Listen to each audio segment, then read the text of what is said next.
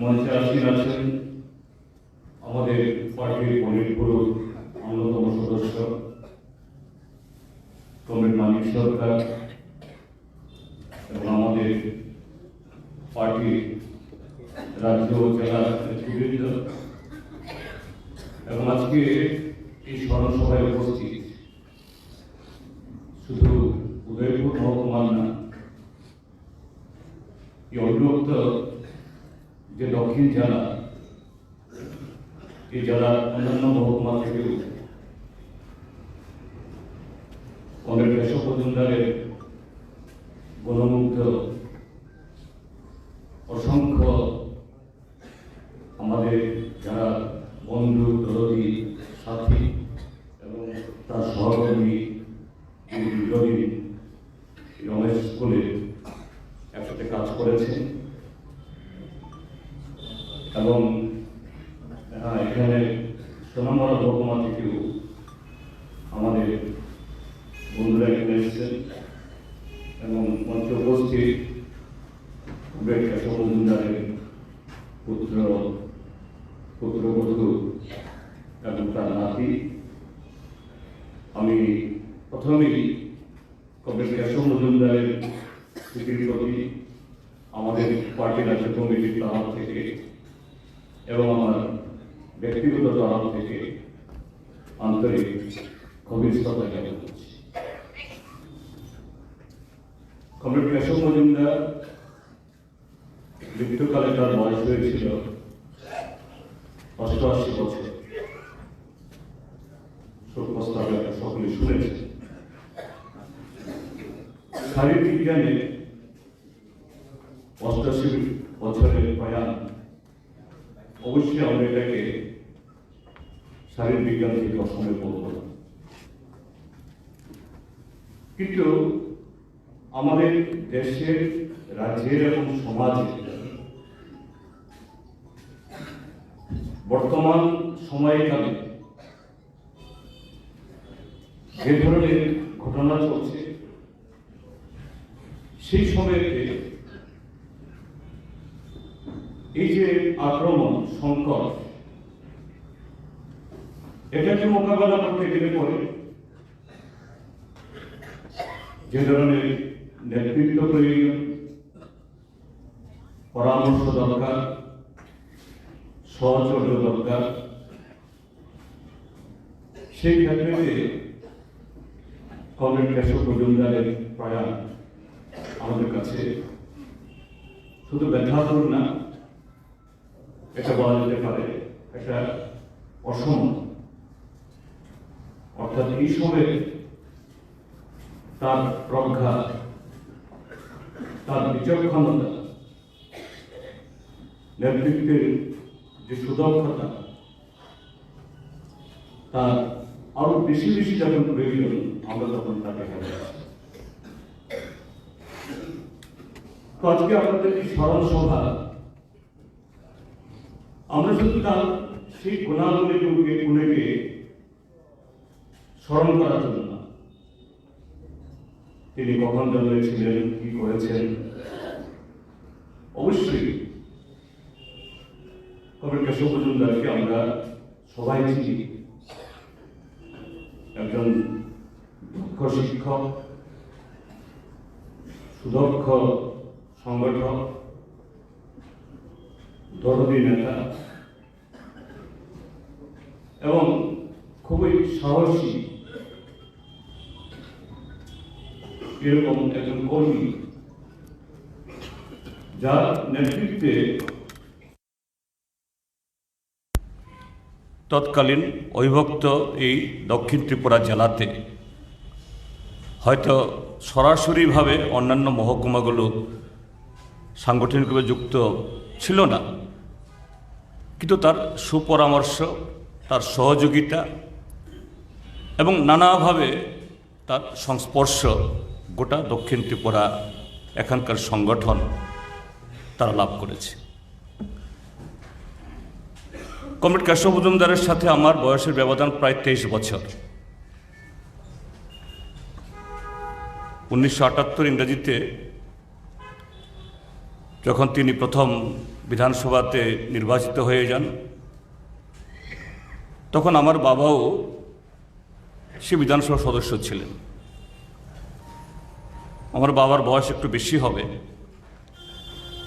তো সেদিক থেকে আমি যখন রাজনীতিতে আসি, কমরেড কেশব মজুমদারের সাথে বা তাকে আমার সম্বোধন হওয়ার উচিত ছিল কেশব কাকু বা কাকু হিসাবে, কিন্তু এটা আমার অজান্তে কোন সময়তে কেশব মজুমদারের সাথে আমার সম্পর্ক হয়েছে যে দাদা, কেশবদা, এই আস্কারা তিনি দিয়েছেন। অর্থাৎ বয়সে ব্যবধান হলেও যে একটা পার্টি গড়ে তোলার জন্য এটাকে প্রায় পরিবারের সেই পরিবেশ গড়ে তুলে সেরকমভাবে যদি একাত্ম না হওয়া যায়, তাহলে কি সাংগঠনিক বা প্রশাসনিক বা কোনো কাজে সেই ধরনের সাফল্য অর্জন করা একটু কঠিন হয়ে যায়। এটা সম্ভবত শুধু আমার সাথে নয়, সবার সাথে এইভাবে নতুন প্রজন্ম থেকে নেতৃত্ব গড়ে তোলা, তাদেরকে প্রায় হাতে ধরে তৈরি করা এবং তার সাথে যে কোনো পরিস্থিতি মোকাবেলায় কিভাবে একটা সেরকম পরিমণ্ডল তৈরি করে একসাথে এগোনো যায়, সেরকম একটা পরিমণ্ডল তিনি তৈরি করতে পেরেছিলেন। ব্যক্তিগতভাবে শুধু মন্ত্রিসভার কাজে না, 15 বছর তিনি মন্ত্রিসভাতে ছিলেন, আমিও ছিলাম সে মন্ত্রিসভাতে। বয়স তার অনেক বেশি, অভিজ্ঞতাও অনেক বেশি, কিন্তু সেই বয়সের গরিমা, অভিজ্ঞতার গরিমা তিনি কখনো সেখানে করতেন না। এবং এটা সেখানে প্রশাসনিক কাজে শুধু না, আমরা দেখেছি তার পরিবারে। এখানে আমাদের রমেশ স্কুলের হেডমাস্টার স্যারও বলেছেন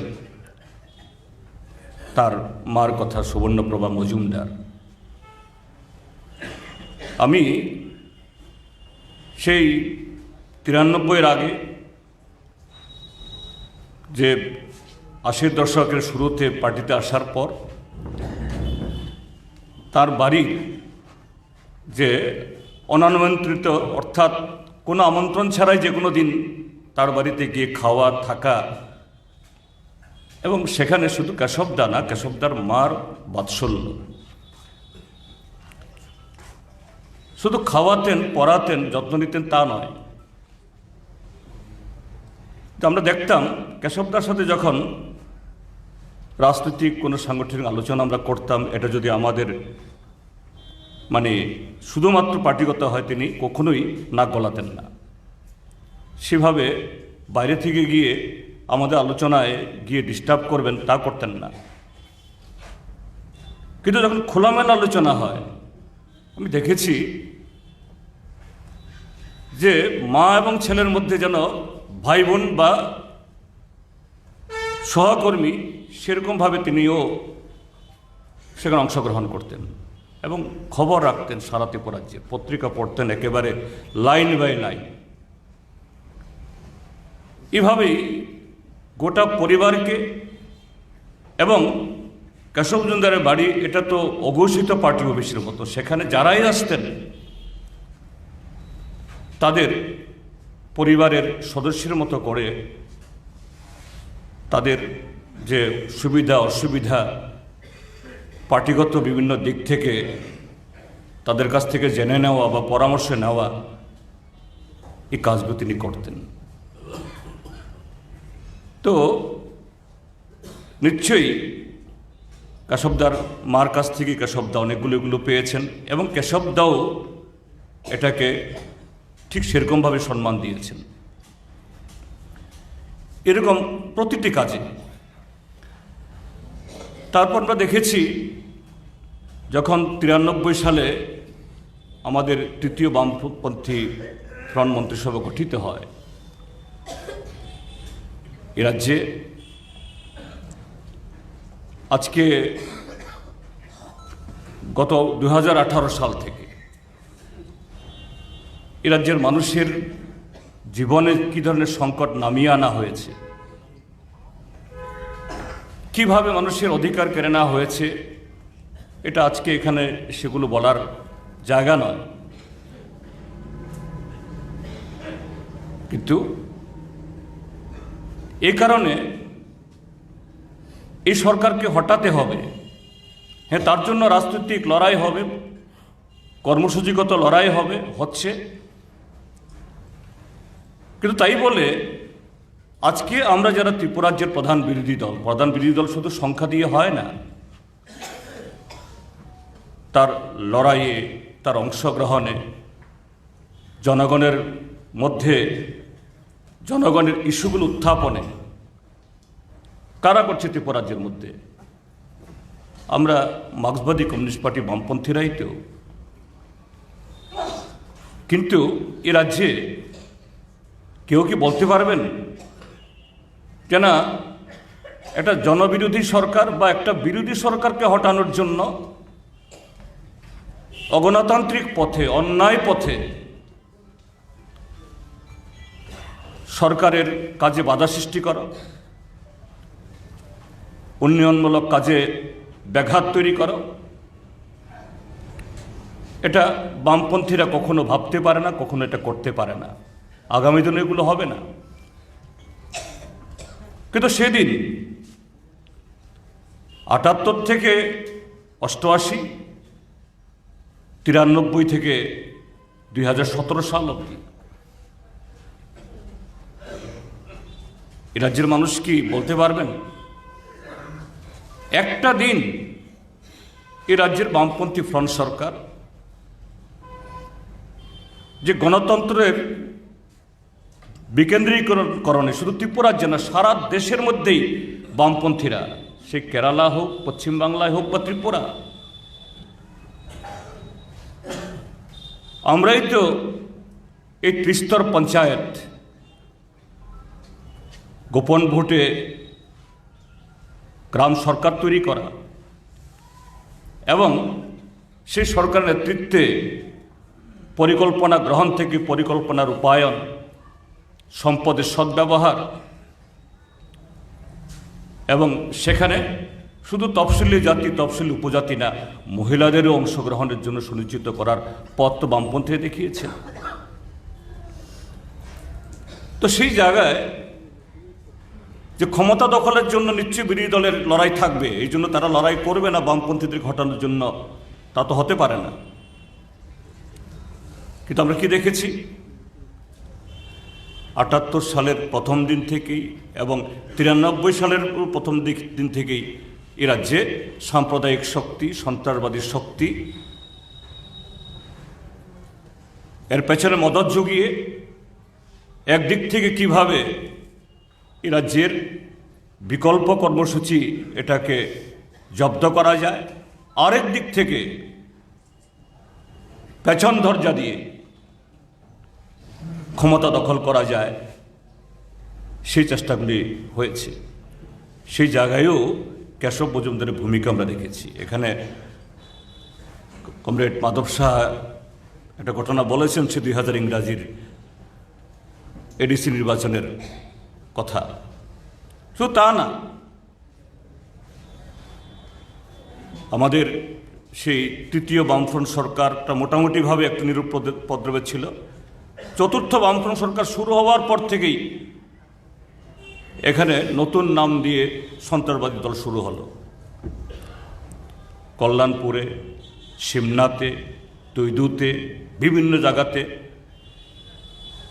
খুন হচ্ছে, দিন দুপুরে গাড়ি আটকিয়ে অ্যাম্বুশ করে মারছে। ওই পরিস্থিতিতে সেসব জায়গায় যাওয়া খুব কঠিন। মন্ত্রিসভার সব সদস্যদেরকে মাননীয় মুখ্যমন্ত্রী পাঠাতে পারেন না সেরকম একটা পরিস্থিতিগত কারণে, কারণ খানিকের জন্য হলেও একটা সাম্প্রদায়িক একটা উত্তেজনা তৈরি হয়ে যায়। কিন্তু আমরা দেখেছি সেই জায়গায় এরকম যেখানে খুবই প্রতিকূল পরিস্থিতি, কমরেড কেশব মজুমদার এগিয়ে এসেছেন, আমি যাব। কখনো কখনো খুব খারাপ পরিস্থিতিও ওনাকে সম্মুখীন হতে হয়েছে। 88 থেকে 92 সময়েতেও গোটা ত্রিপুরাজ্যে আদাফেসির সন্ত্রাস, এই এমএলএর টিম নিয়ে নিরাপত্তা কর্মী দেওয়া হতো না। কোথাও কোথাও গিয়ে সে সমস্ত তাদের যে উত্তেজনা, এটাকে সামনাসামনি করতে হতো। কিন্তু কেশব মজুমদার কখনো বললেন না আমি যাব না। অর্থাৎ শুধু মার্ক্সবাদী শিক্ষায় মানুষকে শিক্ষিত করা না, দক্ষ প্রশাসক হিসাবে যে দায়িত্ব তিনি পালন করেছেন, শিক্ষা হোক বা বিদ্যুৎ, রাজস্ব হোক, এমনকি অল্প কদিনের জন্য এই ক্রীড়ামন্ত্রীও ছিলেন।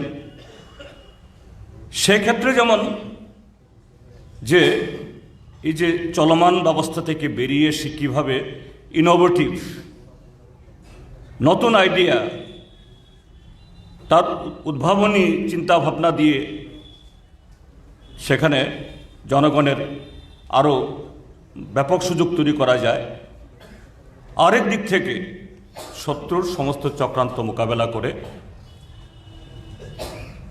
নেতৃত্ব দিতে হলে পরে সামনে দাঁড়াতে হবে, সামনের থেকে নেতৃত্ব দিতে হবে।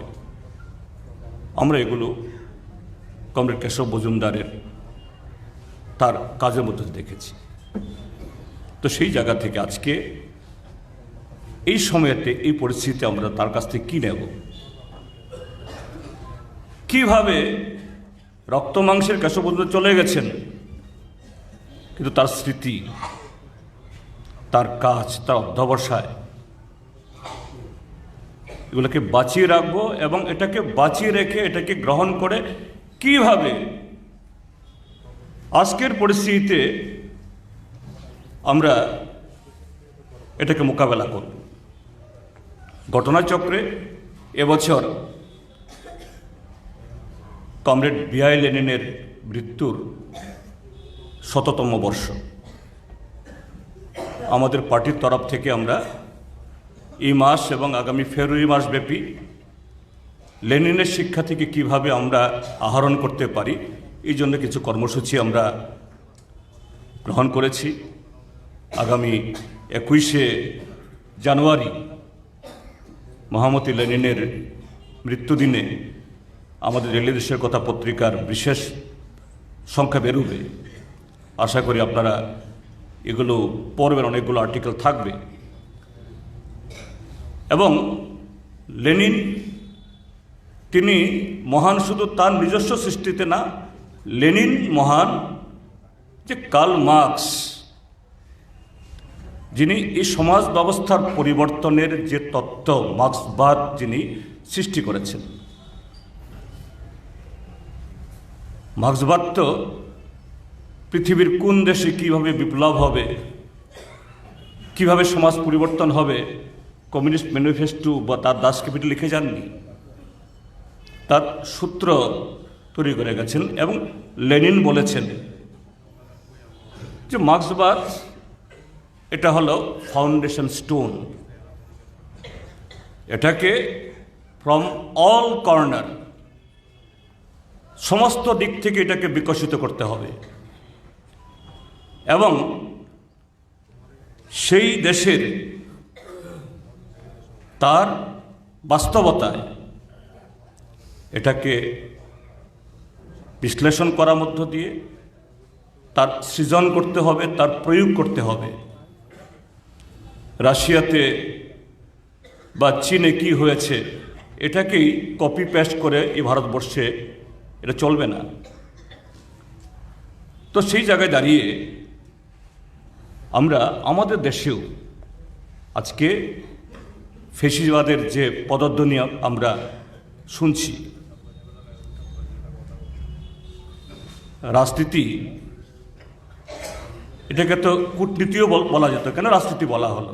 একটা সময়েতে বোধ হয়, এটা শিক্ষক মহাশয় ভালো বলতে পারবেন, যে না, রাজনীতি মানে হলো একেবারে যারা সমাজের মধ্যে উচ্চ চিন্তা যারা করেন, উচ্চ মানবিক যে যে ভাবনার বিকশিত হবে, সে ধারণা হয়তোবা এটাকে নাম দেওয়া হয়েছে পলিটিক্সের বাংলা অর্থ করা হয়েছে রাজনীতি।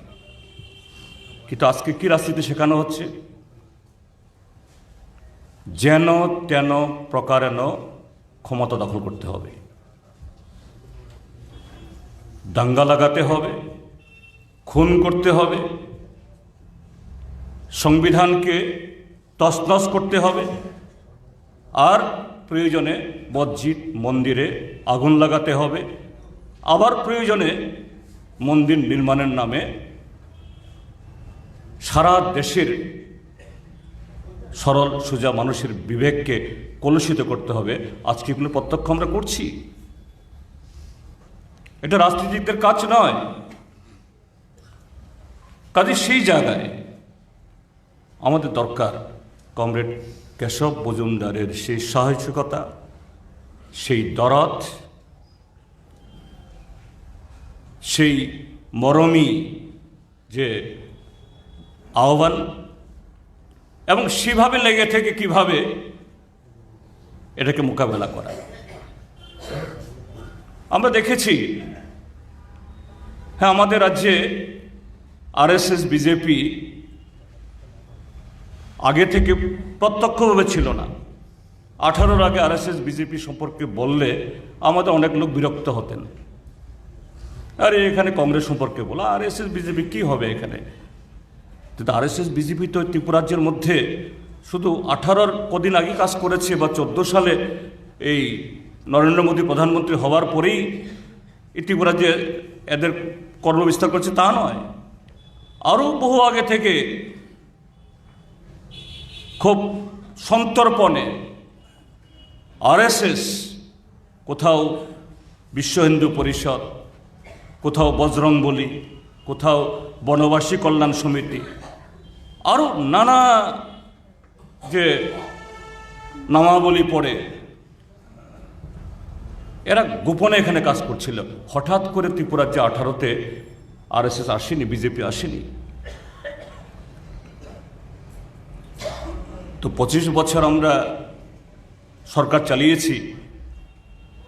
একটু সরকার চালাতে গেলে এবারে যেমন ভালো অনেক কিছুই আমরা শিখি, ভালো অনেক কিছু আমরা করেছিও,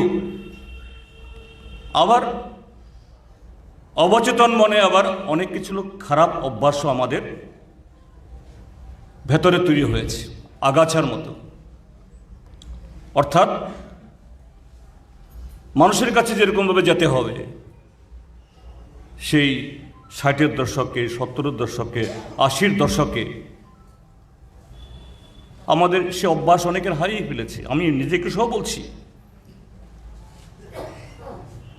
তো সেই জায়গায় যে এই 25 বছর একটু অন্যরকম থাকার ফলে হঠাৎ যখন বিজেপি সরকার আসলো, আমাদের কাছে মনে হচ্ছে এদেরকে হটানো তো অসম্ভব,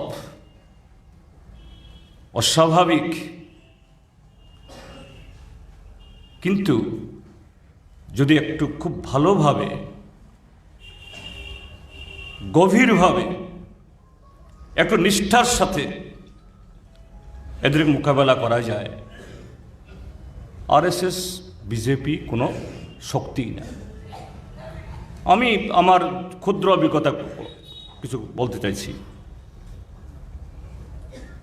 আমাদের বিধানসভাতে গত 6 বছর তারা বাইরে যেমন আমাদের কোথাও কথা বলতে দেবেন না, পঞ্চায়েত থেকে শুরু করে লোকসভা, কোনো নির্বাচনে আমাদের প্রতিনিধি দাঁড় করাতে দেবেন না, মিটিং করতে দেবেন না, পার্টি অফিস খুলতে দেবেন না, এবং গত 6 বছরে অসংখ্য এরকম আমাদের প্রতিষ্ঠান ধ্বংস করেছেও, শত শত মানুষের উপর আক্রমণ নামিয়ে এনেছেও। তো এটা শুধু বাইরে এরকম হবে কেন? ভেতরেও, বিধানসভা ভেতরেও তারা কথা বলতে দেবেন না, করেছে। এখানে কমরেড মানিক সরকার আছেন, রতন ভৌমিক আছে, এই দ্বাদশ যে বিধানসভাতে নানাভাবে এই বিধানসভার ভেতরে আমাদের সদস্যরা আক্রান্ত হয়েছেন, কথা বলতে দেয়নি, অবৈধভাবে অন্যায়ভাবে, কখনো স্পিকারের চেয়ার থেকে, কখনো ট্রেজারি বেঞ্চের সদস্যদের চেয়ার থেকে নানা রকমের অশ্লীল বক্তব্য ছুঁড়ে মেরেছেন, বাইরে যেমন করেন ভেতরেও তাই। পরিবেশ ভেতরে খুব ভালো তা নয়, কিন্তু আমরা এবার দেখলাম যে না, এভাবে তো তাদেরকে মোকাবেলা করা হবে না, তাদেরকে মারতে হবে।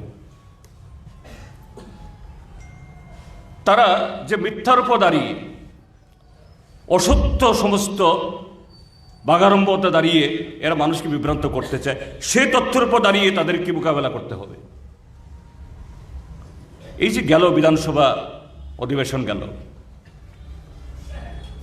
কি কর্মসংস্থান, কি গ্রামীণ উন্নয়ন, কি স্বাস্থ্য, কি শিক্ষা, যখন আমরা তথ্য দিয়ে যুক্তি দিয়ে আমরা বলতে শুরু করেছি, এবার তারা চলে যাচ্ছেন বাইরে, আর কোর্টের ভেতরে থাকছেন না, নিয়মে থাকছেন না, এবং এদের সেভাবে তো বশ্যতা স্বীকার করবেন না, কিন্তু তারা এই সুশাসনের নামে, অমৃতকালের নামে যে মানুষকে যে কীভাবে ধোঁকা দিচ্ছেন, অন্তত এটাকে কিছু মোকাবেলা করা গেছে, এবং এটা বিগত বিধানসভা নির্বাচনের ফলাফলও তার প্রতিফলন ঘটেছে। ভাগাভাগির কারণে কিভাবে হয়েছে জানেন, সরকার এসছে ঠিক, কিন্তু মানুষ ঠিক এদেরকে ধরে ফেলেছেন, এদের ভোট কমেছে। তো নির্বাচনের ফলাফলের পর তারা দেখলো যে না, তাদের সে সন্ত্রাসী কায়দা আবার জারি রাখতে হবে, আবার সে আক্রমণ শুরু করলো তারা। আমাদের পার্টি রাজ্য কমিটি আমরা ঠিক হলো যে না, এভাবে তো ছেড়ে দিলে হবে না,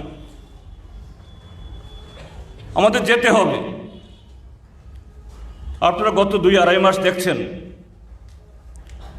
ধর্মনগর থেকে সারব্রুম সর্বত্র আমরা আমাদের পার্টি ইউনিটগুলোকে বলছি মানুষের কাছে যেতে হবে, দাঁড়াতে হবে। সংখ্যা কজন এটা সরকার থাকার সময়তে রবাহত হয়ে অনেকে আসতেন নানা কারণে, আমার সেই সংখ্যা দেখলে হবে না, সেই সংখ্যা ভুলে যেতে হবে। কিন্তু মানুষের ইস্যু নিয়ে যদি আমরা যেতে পারি, হ্যাঁ, প্রথম দিন একটু কিছু কুকথা ছুঁড়ে মারতে পারে, 2-4টা আচরণ মারতে পারে, কিন্তু আপনি যখন দাঁড়িয়ে কথা বলবেন, এতে জায়গা ছাড়তে হবে কেন? কারণ তাদের সব কিছুই সেই হিন্দু রাষ্ট্রের স্লোগানই হোক বা বিকশিত ভারত, সুশাসন হোক বা অমৃতকাল, এগুলোতে কোনো বাস্তবতা নেই, বাগাড়ম্বতা এবং অসত্য তথ্যের উপর দাঁড়িয়ে মানুষকে বিভ্রান্ত করা ছাড়া। এবং সর্বশেষ দেখেছেন, প্রধানমন্ত্রীর দপ্তর একটা প্ল্যানিং কমিশন ভেঙে একটা বানিয়েছেন, নীতি আয়োগ। এই নীতি আয়োগ যে কোনো ওইরকম বিষয়ে যদি স্টাডি হয়, পরীক্ষা হয়, এক্সটার্নাল এজেন্সি, অর্থাৎ যারা মূল্যায়ন করবে কোনো একটা বিষয়, এটা বাইরের কোনো থার্ড পার্টি মূল্যায়ন করে, থার্ড পার্টিকে দিয়ে তার সার্ভে হয়, থার্ড পার্টিকে দিয়ে প্রসেসিং হয়, থার্ড পার্টিকে দিয়ে শেষ পর্যন্ত চূড়ান্ত ফল হয়।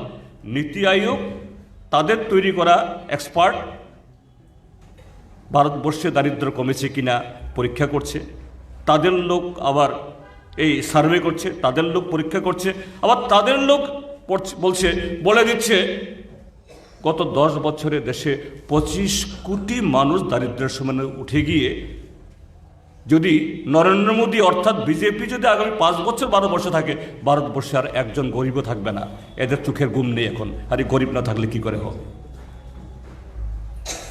অর্থাৎ সব মিথ্যার উপদারী। কাজী আমরা যারা মার্ক্সবাদী কমিউনিস্টরা সত্যের উপর দাঁড়িয়ে, যেটা কার্ল মার্কস বলেছেন, লেনিন বলেছেন যে মার্ক্সবাদ একটা বিজ্ঞান, তার বুনিয়াদ বীজ বপন হয়েছে, শিলান্যাস হয়েছে, এটাকে বিকশিত করতে হবে। কাজী আজকে ভারতের পরিস্থিতিতে, ত্রিপুরার পরিস্থিতিও আমরা যদি সেই চ্যালেঞ্জ নিয়ে, সেই নিষ্ঠা নিয়ে, সেই দরদ দিয়ে, সেই সাহসিকতায় কমরেড কেশব মজুমদার যেরকমভাবে কাজ করে গেছেন তার প্রায় 5 দশকের রাজনীতিতে, বিজেপিকে মোকাবেলা করা, আরএসএসকে মোকাবেলা করা কঠিন কিছু না। আমরা সেই দায়িত্ব পালন করার মধ্য দিয়েই কমরেড কেশব মজুমদারকে স্মরণ করব। আমি আবারও কমরেড কেশব মজুমদারের স্মৃতির প্রতি এবং গভীর শ্রদ্ধা জ্ঞাপন করছি। তার পরিবার পরিজনদের প্রতি গভীর সহমর্মিতা জ্ঞাপন করে আমার বক্তব্য শেষ করছি। ধন্যবাদ, নমস্কার। কমরেড কেশব মজুমদার অমর রহে।